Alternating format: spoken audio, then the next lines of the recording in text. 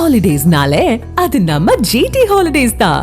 GT Holidays, South India's #1 travel brand.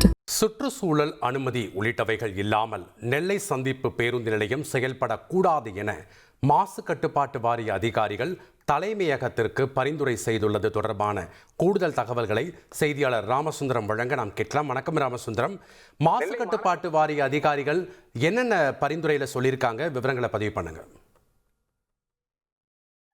நெல்லை மாநகர பகுதியில சுமார் 4.25 ஏக்கர் பரப்பளவுல அமைந்திருக்கக்கூடியதான் பெரியார் நெல்லை சந்திப்பு பேருந்து நிலையம். இந்த பேருந்து நிலையம் கடந்த 2018ஆம் ஆண்டு ஸ்மார்ட் சிட்டி திட்டத்தின் கீழ் புதிதாக கட்டுவதற்கான பணிகள் தொடங்கப்பட்டு 2024ஆம் ஆண்டு பணிகள் முடிக்கப்பட்டு பொதுமக்கள் பயன்பாட்டுக்கு கொண்டு வரப்பட்டது. இந்த பேருந்து நிலையம் கட்டுமான பணி தொடங்கியதிலிருந்து பல்வேறு வழக்குகள் நீதிமன்றம் உள்ளிட்ட பல்வேறு இடங்கள்ல பதிவு செய்யப்பட்டு தொடர்ந்து இந்த வழக்குகளும் நடந்து வந்தது.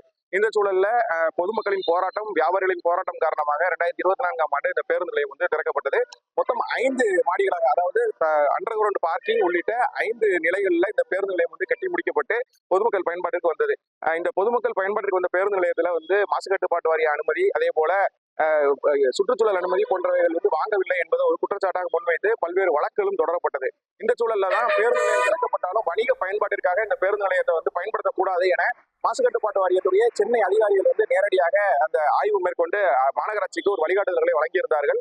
தற்போது இந்த பேருந்து நிலையத்துல வணிக நோக்கத்தோடு பல்வேறு செயல்பாடுகள், அதாவது கட்டண கழிப்பிடம், அதே போல பொதுமக்கள் பொருட்கள் வைப்பறை, உணவகம், ஓய்வறை உள்ளிட்டவைகள் செயல்பட தொடங்கி இருக்கிறது. இந்த செயல்பாடுகள் நடத்தக்கூடாது என்பது தொடர்பான ஒரு புகாரை தச்சனூர் தாளையத்து பகுதியைச் சேர்ந்த ஒரு சமூக ஆர்வலர் தொடர்ந்து இருந்தார். அதன் அடிப்படையில கடந்த ஆகஸ்ட் மாதம் இறுதி வாரத்துல மாசு கட்டுப்பாட்டு வாரிய அதிகாரிகள் நேரடியாக ஆய்வு மேற்கொண்டு வணிக நோக்கத்தோடு செயல்படக்கூடாது, பேருந்து நிலையம் செயல்படக்கூடாது, அது வணிக நிறுவனங்கள்ல சுற்றுச்சூழல் அனுமதி இல்லாமல் செயல்படுகிறது.